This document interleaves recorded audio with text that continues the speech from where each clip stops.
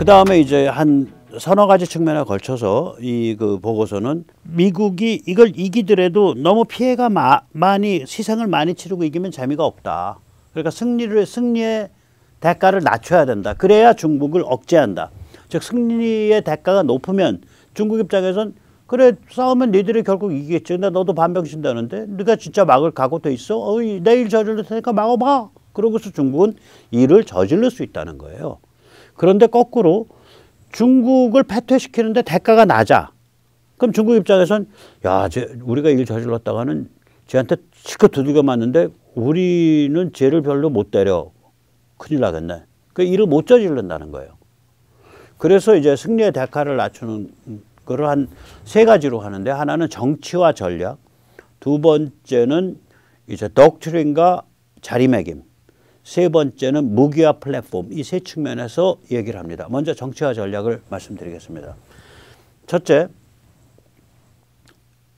이 중국의 대만 침공이 어떤 성격의 전쟁인지 그 전략을 명확히, 전쟁 계획을 명확히 수립해야 된다는 거예요. 지금 현재는 중구난방이라는 거예요. 이 대만 침공에 대한 이 방어 전쟁 계획이 지금은 중구난방이라는 거예요.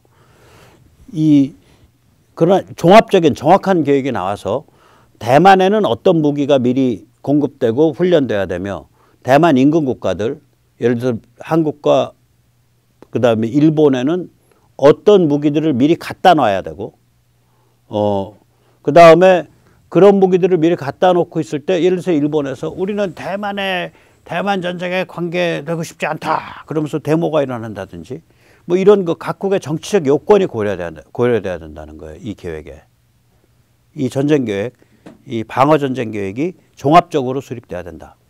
두 번째는 뭐냐면은 이게 이제 우리가 굉장히 주목을 해야 되는데요.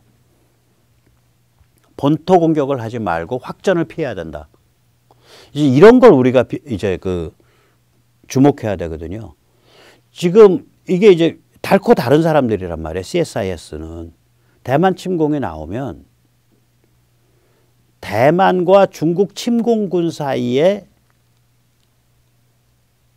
국지전이고 거기에 미국이 끼더라도 중국 본토에 대한 공격은 지극히 자제되어 있다는 얘기예요.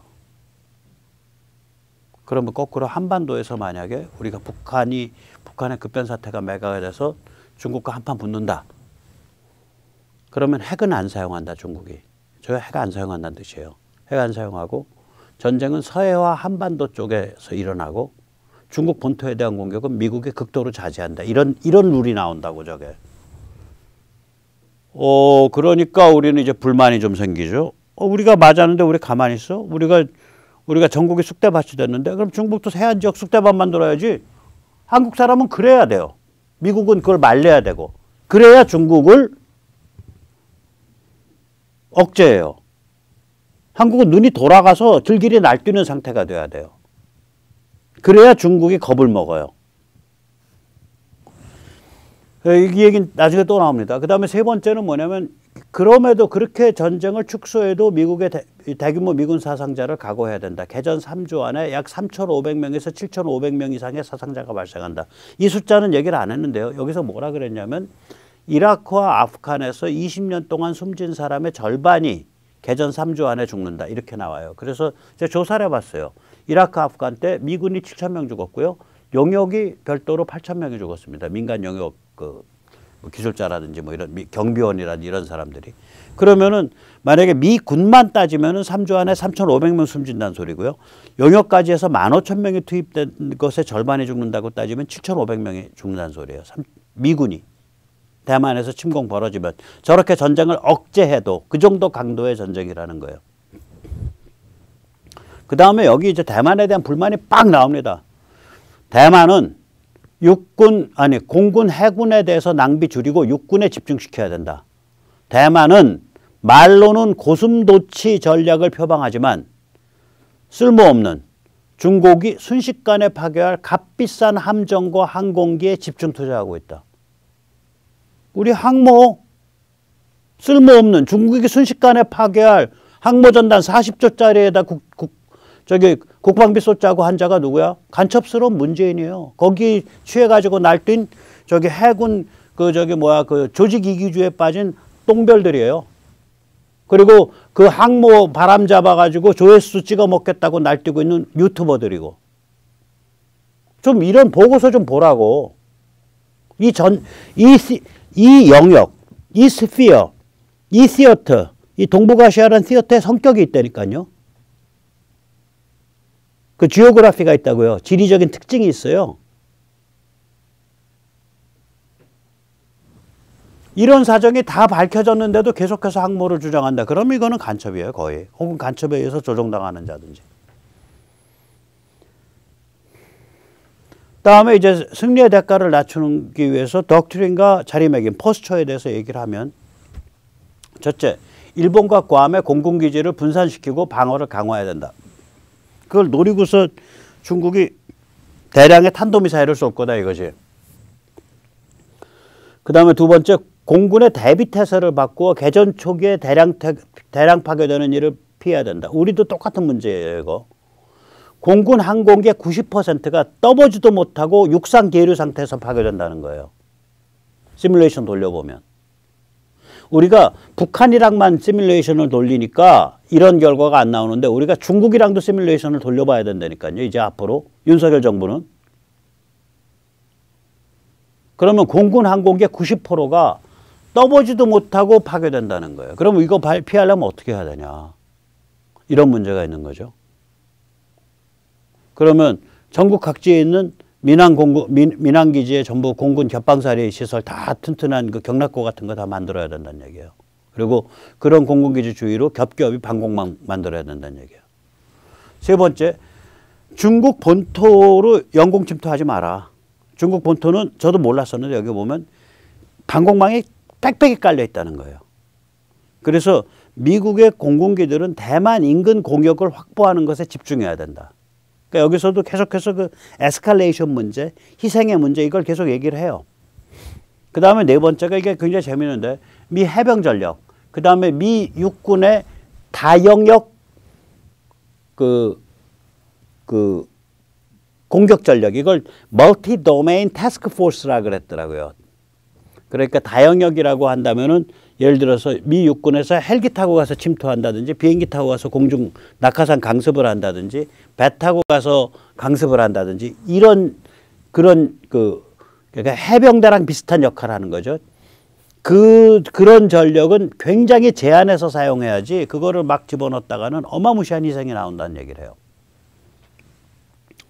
그 다음에 이제 승리의 대가를 낮추기 위해서 이제 그 플랫폼 얘기를 합니다. 무기 및 플랫폼.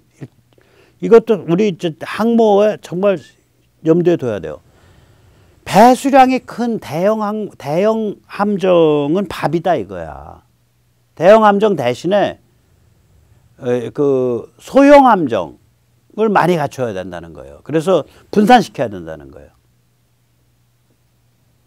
시뮬레이션 할 때마다 항모 한두 척이 침몰되고 대형 전함, 그러니까 알레이버크급 뭐 10,000톤짜리의 전함이 10척, 20척이 침몰된다는 거예요. 우리 이거 잘 보고 있어야 됩니다. 그러면 한국의 항모는 당연히 안 가야죠. 그러면 한국의 대형 상륙함, 그건 뭐 짓는데 얼마 안 들었으니까 뭐 그 정도에서 끝나고 이제 독도니 뭐 마라도니 이거는 더 이상 하지 말고 그것도 밥이에요. 몇천 명 한꺼번에 죽는 거예요. 그 안에 군인 태웠다가는. 그러면 한국은 어떻게 가야 되냐. 이지스 구축함인가 호위함인가요. 구축함은 보통 한 8,000톤, 10,000톤이고 호위함은 한 5,000톤 이쪽 저쪽인데 요걸 잘 맞춰서 호위함도 굉장히 그 훌륭한 그 이지스 체계를 구축함 못지않게 이지스 체계랑 소나 체계를 갖춰가지고 아무튼 간에 이거 분산시켜야 돼요. 그래서 훌륭한 이지스 체계, 소나 체계를 갖춘 구축함 호위함을 우리가 제 지금 욕심에는 뭐 1년에 한 두세 척씩 짓자. KDDX 구축함, 그 다음에 그거랑 준하는 호위함. 그래서 우리가 그거 한 4, 50척 가져야 된다. 그래야 쟤들을 작살낸다. 그 다음에 이제 구조함을 하려는 거예요. 이게 무수히 많이 배가 깨지고 이러니까 사람 구하러 다니는 배. 우리는 이제 연근해니까 사람 구하러 다니는 예를 들어서 헬기 같은 거. 또 배도 그런 거. 이 구조함을 많이 준비해야 된다는 거예요. 이거. 구조시설을 갖춘 배를. 그 다음에 잠수함 전력을 키워야 된다는 거예요. 그죠? 우리 세네탈출을 세운 얘기랑 똑같은 얘기하고 있어요. 보면. 극초음속 무기를 계속 개발하되 극초음속 무기는 워낙 비싸서 대량으로 사용할 수 없는 아주 그 가장 절실할 때 딱 한 방 쓰는 일침 무기다. 니쉬 웨폰이다는 거예요. 네 번째, 전투기보다 폭격기를 더 신경 써야 된다. 그러니까 우리가 미국에서 그 래피드 드래곤 같은 거, 그 대량으로 만든 그 순항 미사일을 그 여객기 같은 데서 혹은 그 대형 수송기가 쫙 가면서 꽁지 열고서 쫙 뿌리는 거, 이런 거가 필요하다는 거예요. 얘들이 워낙 따뻘대로 그냥 배가 막 500척, 300척이 덤벼드니까 이런 식으로 해야 된다는 거예요. 그 다음에 쟤들이 물량 작전을 피기 때문에 비교적 염가의 전투기를 대량 확보해야 된다. 즉 고급 최첨단 스텔스 전투기를 비스텔스 염가 전투기랑 섞어서 하이로우 믹스를 사용해야 된다. 우리 같으면은 FA-50과 KF-21과 F-16과 F-15와 이제 F-16, F-15, KF-21은 다 성격이 다르지만 좀 KF-21이 좀 독특하죠, 자리가. 그리고 F-35 이렇게 해서 그 하이로우 믹스를 잘 해갖고 일단 이 머릿수를 맞춰야 된다는 거예요. 그런데다가 이제 여기에 고려가 안 된 게 드론이죠. 예. 이제 이런 얘기를 하고 있습니다. 자, 우리한테 던지는 함의를 좀 생각을 해봐야 돼요. 일단 우리는 이때까지 어떤 워게임을 한다든지 할 때 전부 북한을 상대로 했어요. 저는 국방부에 어떤 그 또라이 팀이라고 이름을 붙이든지 뭐를 하든지 혹은 자유상상팀이라고 붙이든지 중국을 상대로 한 워게임을 해봐야 돼요. 중국을 주적으로 설정한 워게임을 해야 되고 사실상 주적을 중국으로 설정한 국방으로 이행해야 된다고 봅니다. 그럴 때 주전장은 한반도와 서해가 되겠죠. 그리고 저는 대만 침공이 안 일어나겠지만 그러니까 대만 침공이 일어난다면 한반도 충돌이 일어나요. 그럴 수밖에 없어요. 구조가. 여기서 미군이 지원을 나가게 되는데 우리는 안 움직여도. 그러면 한반도 충돌이 일어났을 때 대만 충돌이 일어나냐. 그거는 퀘스천 마크. 그렇게는 안 보는데 대만 충돌이 일어나면 한반도 충돌이 일어날 확률이 굉장히 커져요. 지금 우크라 정도에서 우리가 간접적으로 폴란드에 무기 판 거 가지고 지금 북한이 저 정도 댕댕거렸는데 중국이 대만을 정도 하면은 중국으로서는 목숨을 건 투쟁을 하기 때문에 당연히 북한을 시켜서 도발을 시킨다고요. 같이 오는 거예요. 그래서 우리가 주적을 중국으로 겨냥을 하고 같이 생각을 해야 된다. 그 다음에 아까도 보셨지만 미국이 에스컬레이션을 피하는 거예요. 핵전쟁으로 가는. 그래서 이거를 말하자면 중국 본토에 대한 타격을 미국이 자제한다고요. 오케이, 미국은 그래라 이거야.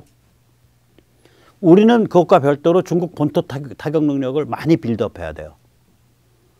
이건 뭐냐?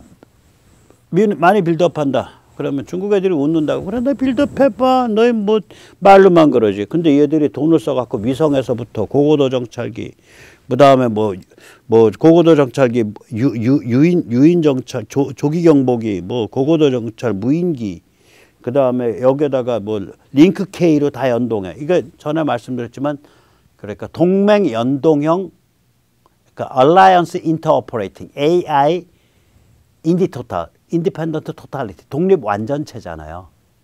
이거를 구축하는 거를 보고 중국이 기겁한다고요. 이게 뭐냐면 우리가 맞았어. 그래가지고 열심히 해서 이제 서해에서 중국 애들 완전히 수장시켰어. 우리도 깨지면서. 중국 배 다 깨졌어. 중국 항모 다 깨지고 중국 공군 다 작살났어. 그리고 미국이 중국이랑 오케이 하려고 그래. 그리고 우리 보고 싸우지 말래. 그럼 우리가 이렇게 말할 수 있어요. 아저씨 됐고요. 아저씨 빠지세요. 우리 남아있는 탄도미사일 갖고 쟤들 주요 도시 싹 아작내고 그 다음에 주요 군사 타겟 싹 아작내고 우린 갈 테니까 아저씨 가만히 있으라니까. 이 언어가 바로 링크 K와 독립 완전체예요. 독립적 ISR, 독립적 감시 정보 정찰이에요. 저걸 갖춰야 중국이 우리를 겁을 내요. 우리가 어느 한순간에 아, 옛날 1953년에 장신이 중국 애들이랑 짬짬이 해갖고 휴전했잖아. 한 번이면 돼. 지금 그때부터 70년 지났어. 당신은 좀 쉬어. 당신이랑 싸우지 마. 당신 빠져. 우리 남은 무기 갖고 쟤 좀 작사를 내놓고 그 다음에 다시 협상해 보셔. 이거예요, 이거. 이래야 중국에 대한 억지력이 발휘돼요. 이게 바로 사중생이에요. 죽음 속에 삶이 있는 거예요. 필사적 생이에요. 죽기를 각오했을 때 사는 길이에요. 이게 돼야 중국이 우리를 겁을 내요.